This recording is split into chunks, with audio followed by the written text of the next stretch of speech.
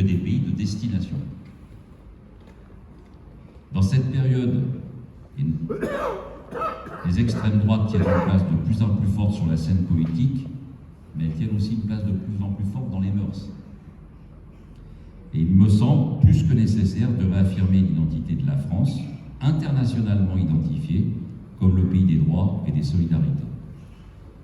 Et pour faire une petite touche à nos amis maliens encore, j'ai retrouvé un proverbe malien qui dit « Nul ne peut se vanter de se passer des autres ». Eh bien, ce proverbe malien, il nous rappelle que la fraternité, qui est le troisième pilier de notre République, doit être réaffirmée pour affronter les défis qui sont à nos portes. Notre solidarité, nous en avons déjà fait preuve et nous ne nous arrêterons pas là. Rien qu'en Val-de-Marne, l'histoire du département a été traversée par de nombreuses vagues d'immigration, qui aujourd'hui forment son identité. Les diasporas y sont particulièrement importantes, intergénérationnelles et engagées dans le tissu associatif. Nous y retrouvons également l'engagement de nombreuses collectivités dans des actions de coopération décentralisée. Ce sont d'ailleurs à ces dynamiques locales des associations des diasporas du Val-de-Marne 94 que nous devons la création de la Fondation SADEV en 2009 et notre présence à tous aujourd'hui. C'est-à-dire que notre histoire elle est liée d'une volonté politique, liée à une société d'aménagement et qui a mêlé des intérêts, des intentions et des engagements issus à la fois des collectivités territoriales et du tissu associatif. Et dans ce tissu associatif, nombre de diasporas ont permis ce montage concret de ce projet.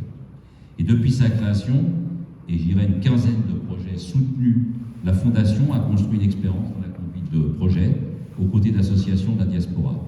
Des expériences plus ou moins heureuses, mais qui restent plus que moins malgré tout. De ces années, nous sommes des témoins actifs de ce qu'apportent les diasporas dans leur pays d'origine. Ils viennent avec des difficultés qu'ils traversent, mais aussi des potentialités qu'ils représentent. Et de l'importance de ce qu'ils représentent là-bas et ici. Et à noter notamment que la Banque mondiale, des fois on ne cite pas toujours la Banque mondiale dans des termes positifs. Et là, on va se saisir de leur travail. La Banque mondiale estime que dans les pays à faible revenu, c'est un acronyme qui se dit PFR, et à revenu intermédiaire, ce qu'on appelle le PRI, les migrants ont envoyé en 2018 529 milliards de dollars à leurs familles et proches, soit un montant 3 fois plus élevé que les 153 milliards de dollars de l'aide publique au développement. Je pense que ça, ces chiffres-là, il faut en parler, les répéter et les redire. C'est ce constat qui nous amène à nous associer à cette journée internationale des migrants pour valoriser et donner un coup de projecteur sur leurs associations et leurs actions. Il est essentiel de replacer ces diasporas à leur juste valeur dans le domaine du développement, dans le contexte changeant actuel, mais aussi de réfléchir ensemble à des sujets qui traversent leurs engagements aujourd'hui. Pour finir, nos amis comoriens vont bien le comprendre, j'ai pas voulu être trop long, mais j'ai beaucoup orienté mon propos sur la situation au Mali, mais je pense que d'aucuns peuvent me reprocher. Mais là, j'ai pris une autre citation d'un poète comorien, Zema Casiolo, selon qui un bienfait ne pourrit jamais.